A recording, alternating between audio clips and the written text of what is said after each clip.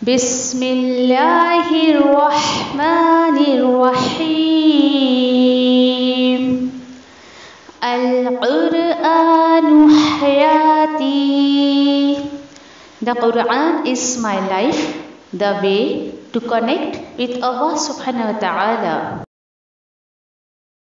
السلام علیکم ورحمۃ اللہ وبرکاتہ. انشاءاللہ آج ہم سورہ ہود میں آیت نمبر 6 دیکھیں گے، اور بہت ہی خوبصورت آیت ہے جو بارے بارے کی شروع کی بھی آیت ہے. انشاءاللہ دیکھتے ہیں اللہ سبحانہ تعالیٰ نے کیا میسیج دیا ہے. اعوذ باللہ من الشیطان الرجیم، بسم اللہ الرحمن الرحیم. وما من دابة في الأرض إلا على الله رزقها ويعلم مستقرها ومستودعها كل في كتاب مبين.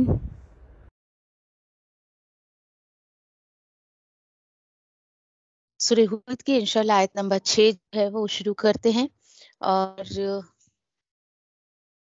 الحمدللہ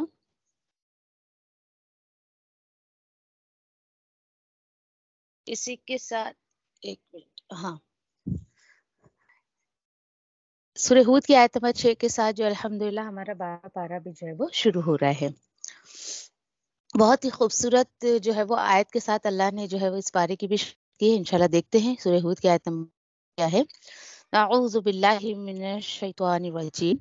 وما من دابة في الارض الا على الله رزقها ويعلم مستقرها ومستودعها كل في كتاب مبين.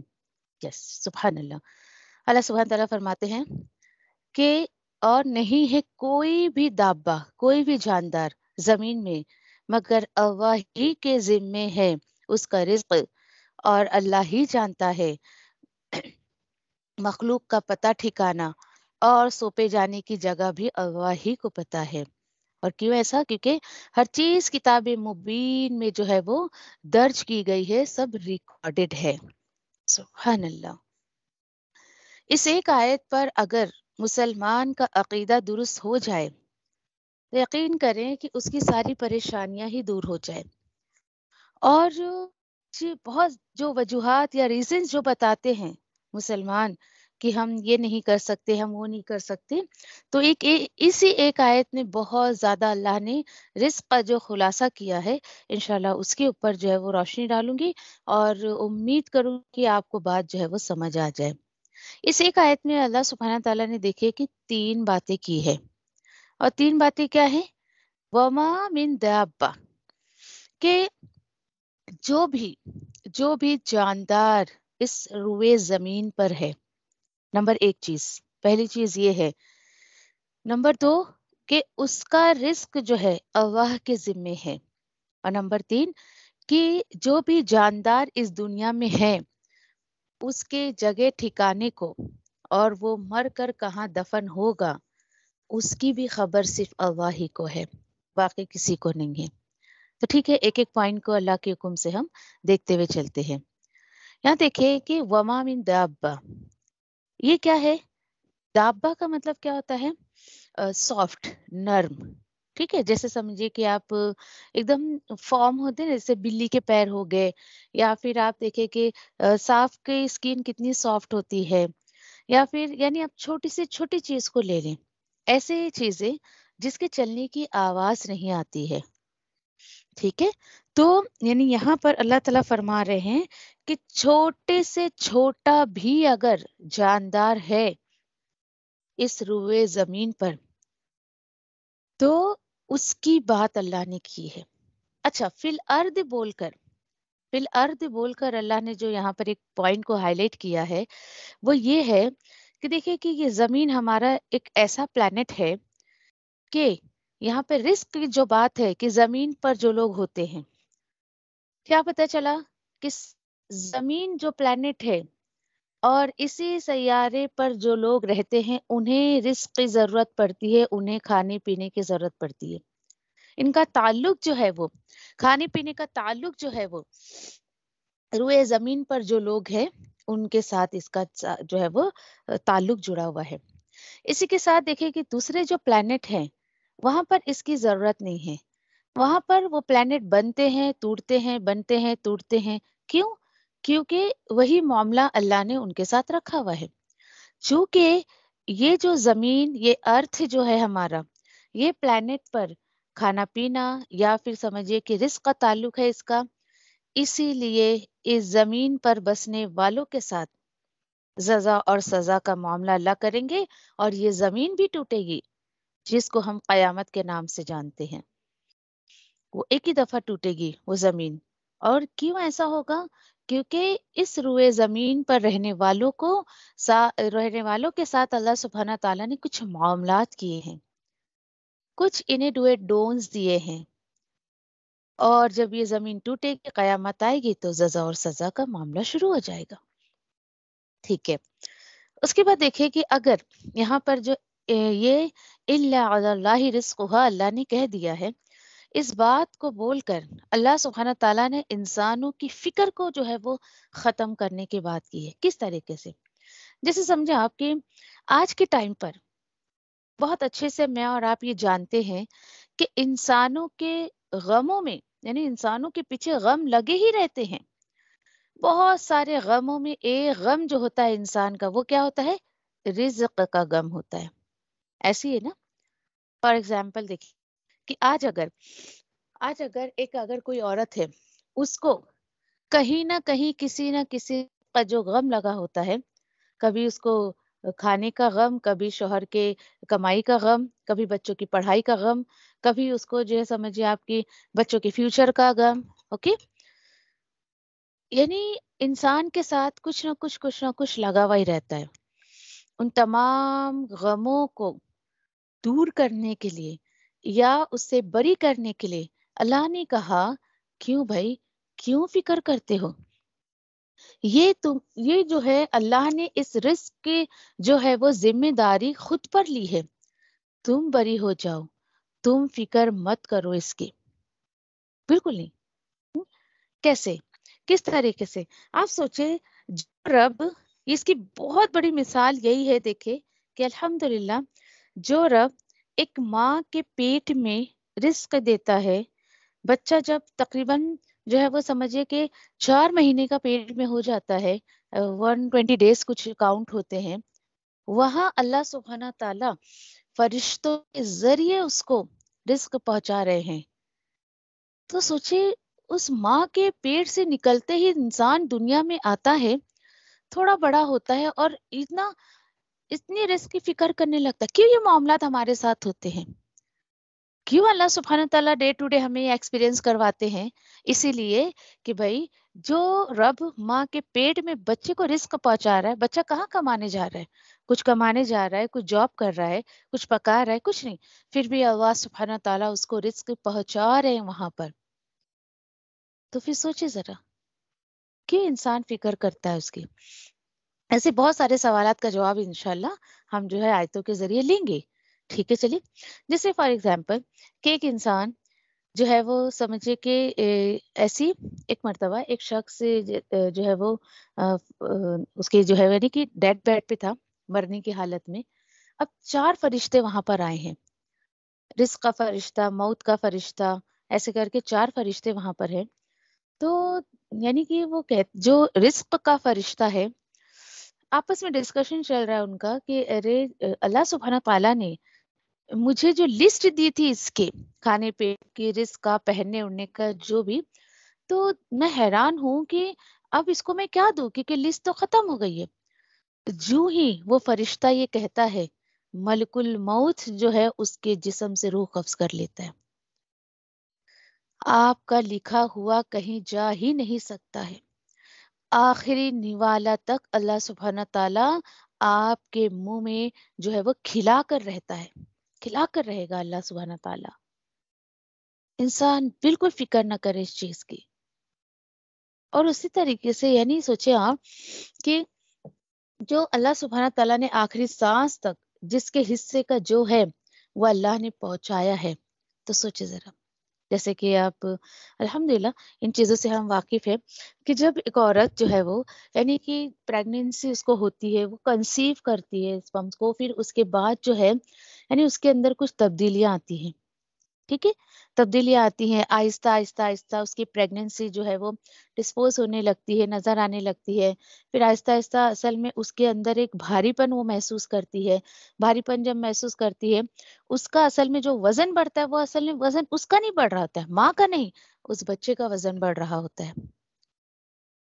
اور پھر جو ہے وہ اب اسی طریقے سے یعنی کہ جو وہ ماں کھا رہی ہے وہی چیز اندر اللہ سبحانہ تعالیٰ خون کی صورت میں اس بچے کو رزق پہنچا رہے ہیں، جو اصل میں اس کو تو لگتا ہی نہیں بیچاری کو، وہ سب اس بچے کا جو یعنی بچے کی جو غذا ہوتی ہے اللہ سبحانہ تعالیٰ ماں کے ذریعے اس کو رزق پہنچا رہا ہے۔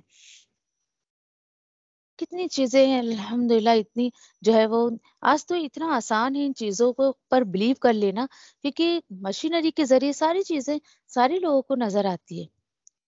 یہاں تک کہ تو بچہ اندر جو ہے یعنی آپ سوچے کہ ٹوائلٹ وغیرہ بھی کرتا ہے، یعنی اللہ نے اتنا اس کا انتظام کیا ہے۔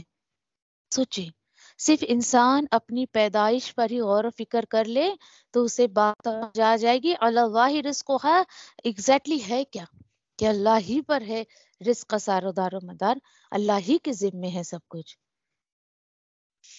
پھر اسی کے ساتھ ساتھ انسان کو چاہیے کہ وہ غور و فکر کرے۔ اچھا، رزق سے مراد یہاں پر صرف کھانا پینا نہیں ہے، اس میں میرا اور آپ کا یہ غور و فکر یہ ہونا چاہیے کہ یہ ماں کا رزق ہو گیا، مال کا، کھانے کا رزق، دوستوں کا رزق، یہ محبتوں کا رزق، یہ کہاں سے آتا ہے، کون دیتا ہے؟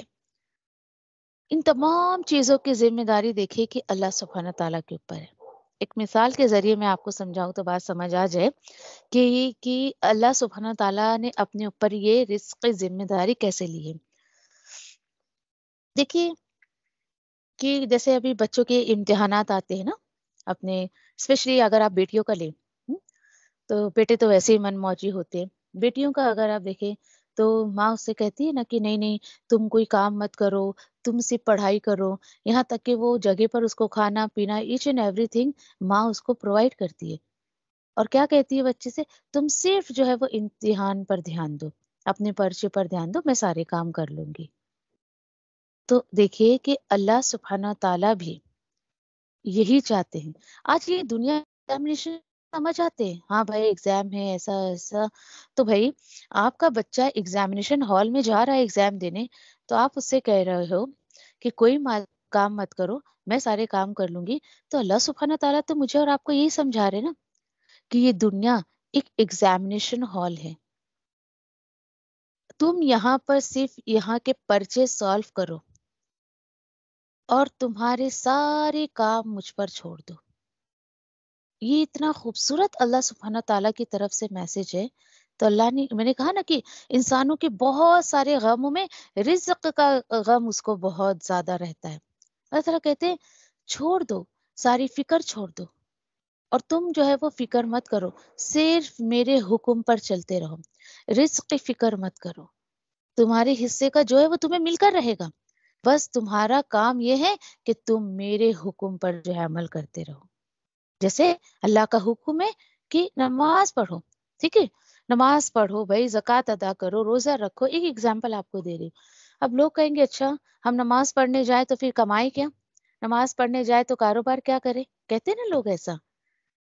تو بس سوچئے آپ ذرا کہ تم اللہ کے حکم پر عمل کرو، تمہارے حصے کا کہیں نہیں جائے گا۔ اور جب دیکھیے کہ ان چیزوں کو ہم اللہ کی نافرمانی کے ساتھ لیتے ہیں نا تو کوئی فائدہ نہیں ہے اس کا، بالکل بھی نہیں۔ تو بس اس دنیا میں رہ کر اللہ کے حکم پر عمل کرتے رہو، جو آپ کو مل رہا ہے، جو آپ کو لینا ہے وہ اللہ کی رضا کے ساتھ لو، پھر زندگی جینے کا آپ مزہ دیکھیے۔ الحمدللہ یہ آیتیں صحابہ کو بہت اچھے سے سمجھ آ گئی تھی، اسی وجہ سے وہ اللہ کے کام کو بڑھ چڑھ کر کرتے تھے۔ سوچے ذرا، انہیں پتا تھا کہ میرے رب کا جو وعدہ ہے کہ تم میرے کام کرتے رہو، میں تمہارے رزق میں کمی نہیں کروں گا، صحابہ نے اس پر عمل کر کے دکھایا. اگر آپ کو ایگزامپل میں ابو بکر صدیق رضی اللہ تعالیٰ عنہ کی دوں، الحمدللہ کہ سارے لوگ واقف ہیں اس شخصیت سے، سبحان اللہ، کہ ابو بکر صدیق رضی اللہ تعالیٰ عنہ اپنے وقت کے بہت بڑے جو ہے وہ کپڑے کے تاجر تھے، بزنس مین. اور زیادہ تر لوگوں کو پتہ ہی نہیں کہ ابو بکر صدیق کا پیشہ کیا تھا. جی ہاں، وہ کپڑوں کا کاروبار کیا کرتے تھے. اتنے امیر کہ آپ دیکھیے کہ اسی لیے تو اتنے غلاموں کو آزاد کرواتے تھے. غلاموں کو آزاد کروانا، پریشان لوگوں کو ہیلپ کرنا، ہاں، جن کے ہاں راشن نہیں ہے، کھانا پینا نہیں ہے، ان کو پرووائڈ کرنا. اس طریقے سے بہت سارے ایسے ہیلپ کرتے تھے. مکہ والے دیکھے کہ جو مشرک تھے، بھلے وہ اللہ کی نافرمانی کرتے تھے، ابو بکر صدیق رضی اللہ تعالیٰ عنہ کو بہت پسند کرتے تھے. کیوں؟ کیونکہ he was a very helpful man، بہت ہی زیادہ. اب جب نبی کریم صلی اللہ علیہ وسلم اللہ کا پیغام لے کر آئے، انہوں نے اپنی رسالت کا کام شروع کیا. اس کے بعد ابو بکر صدیق رضی اللہ تعالیٰ عنہ باہر کے لوگوں میں سب سے پہلے اسلام قبول کرنے والے. فرام ڈے ون ٹل تبوک، الحمدللہ پچھے 2 لیسن میں ہم نے جو ہے وہ تبوک کا جو ہے وہ پڑھتے چلے آئے. ہم پچھلے ہم نے سورۃ التوبہ میں پڑھا.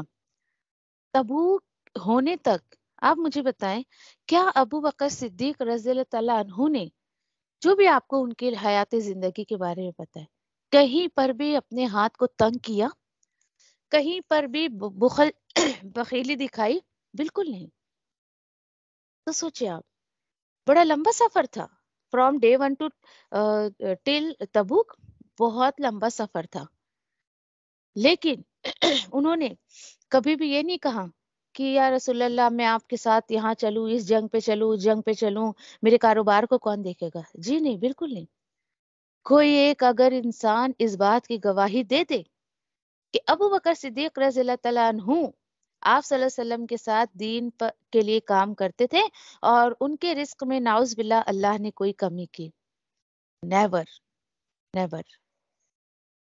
سوچے ذرا آپ، یہ پھر ایمان کی اور عقیدے کی اور پھر سمجھے کہ یقین کی بات ہوتی ہے.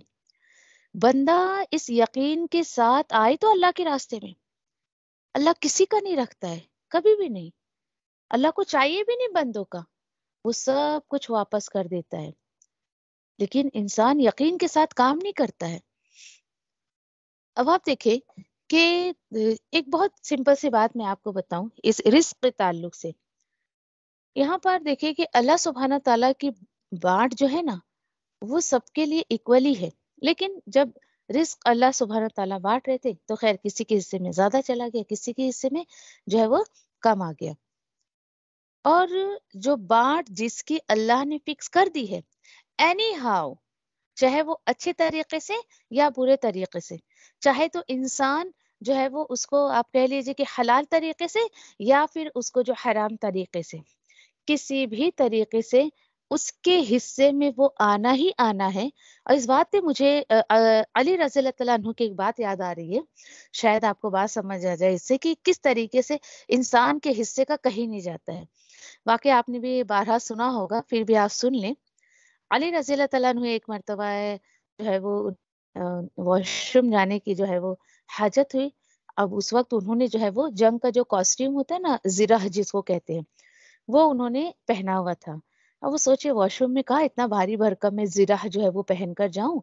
تو خیر آس پاس دیکھا تو ایک شخص نظر آیا، اسے کہنے لگے کہ بھائی دیکھو مجھے حاجت ہو رہی ہے واش روم جانے کی، تو آپ ذرا یہ میرا زرہ تھوڑا ہولڈ کر کے رکھو، ٹھیک ہے.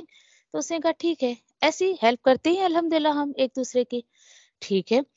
اب وہاں کھلی کھلی جگہ تو ہوتی تھی، کوئی ایک جگہ جو ہے وہ تھوڑا آڑ میں جا کر علی رضی اللہ تعالیٰ عنہ خیر چلے گئے اور وہاں پر انہوں نے جو ہے وہ اپنی حاجت پوری کری، فریش ہوئے، پھر دین آئے تو وہ بندہ تھا ہی نہیں وہاں پر.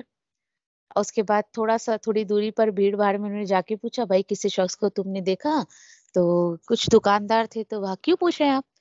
بولے کچھ نہیں، میری زرہ اس کو میں نے ہولڈ کرنے کے لیے کہا تھا تو پتہ نہیں کہاں چلا گیا، کوئی آیا تھا کیا یہاں؟ دکاندار نے کہا ایک شخص آیا تو تھا، وہ زرہ بیچنے کے لیے آیا تھا.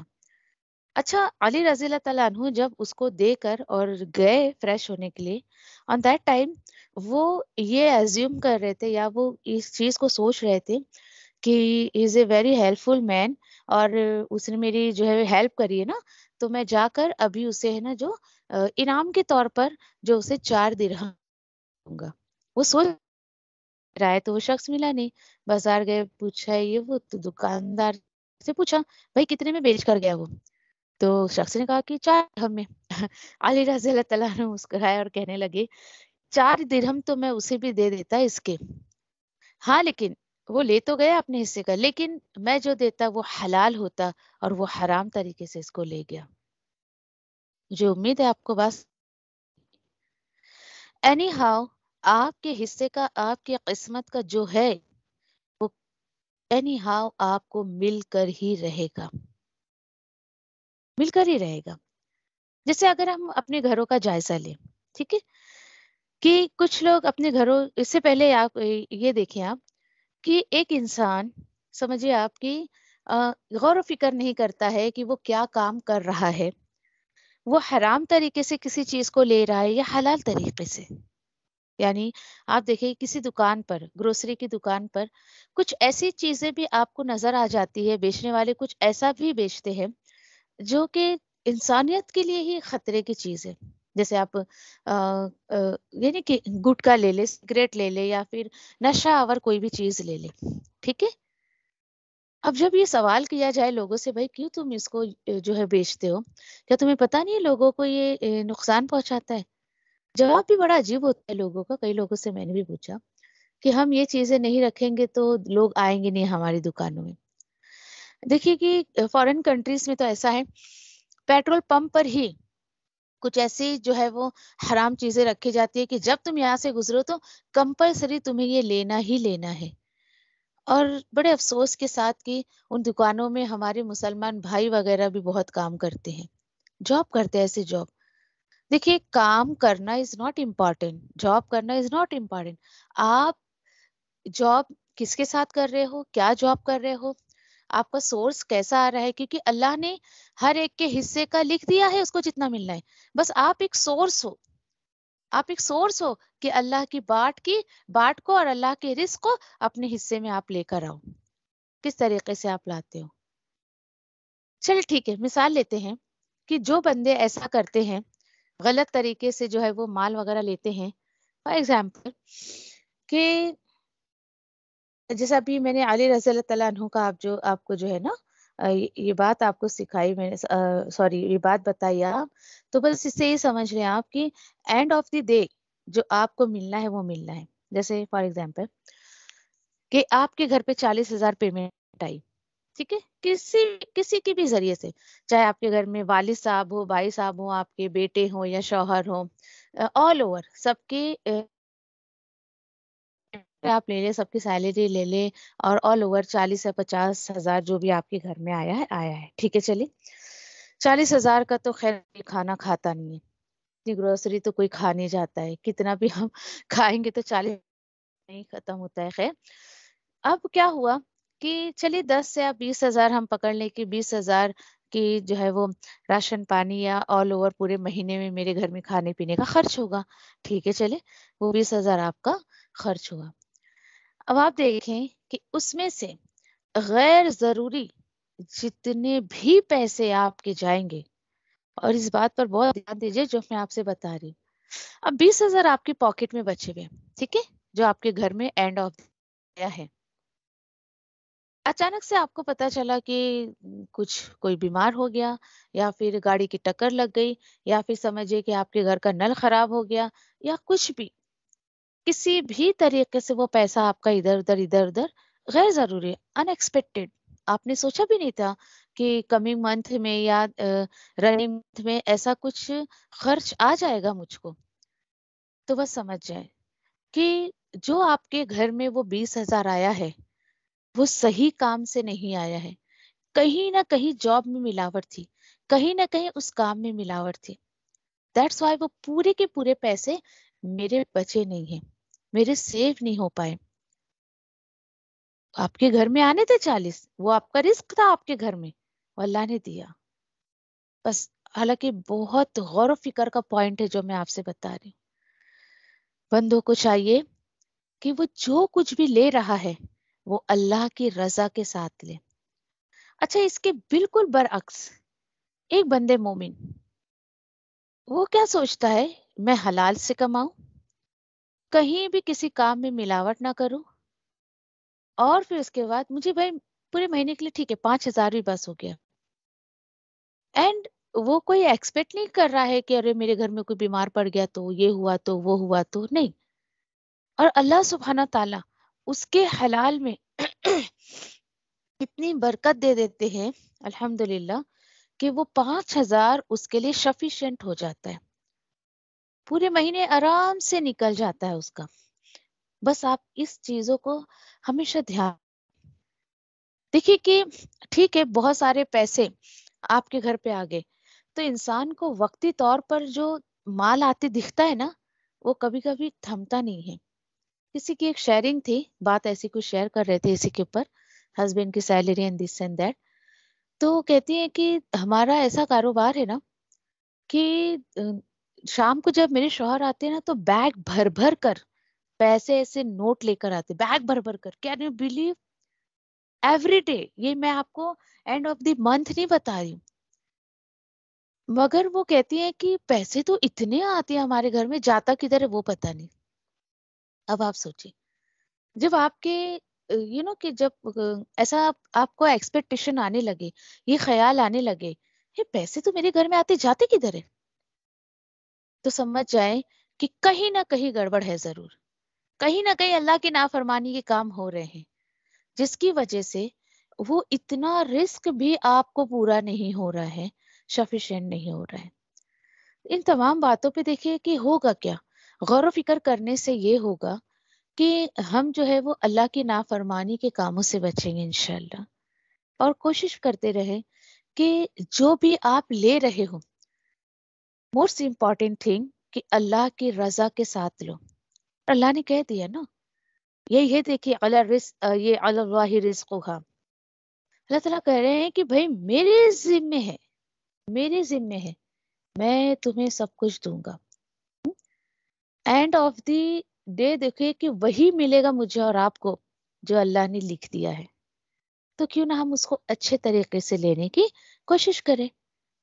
ٹھیک ہے، امید ہے کہ مجھے آپ کو بات سمجھ آ گئی ہوگی. سبحانك اللهم وبحمدك نشهد أن لا إله إلا أنت نستغفرك ونتوب إليك. سبحان الله وبحمده سبحانك اللهم وبحمدك نشهد أن لا إله إلا أنت نستغفرك ونتوب إليك. ربنا لا تزغ قلوبنا بعد إذ هديتنا وهب لنا من لدنك رحمة إنك أنت الوهاب. ربنا آتنا في الدنيا حسنة وفي الآخرة حسنة وقنا عذاب النار. آمين يا رب العالمين. ربنا تقبل منا إنك أنت السميع العليم وتب علينا إنك أنت التواب الرحيم. وآخر دعواني الحمد لله رب العالمين. والسلام عليكم ورحمة الله وبركاته.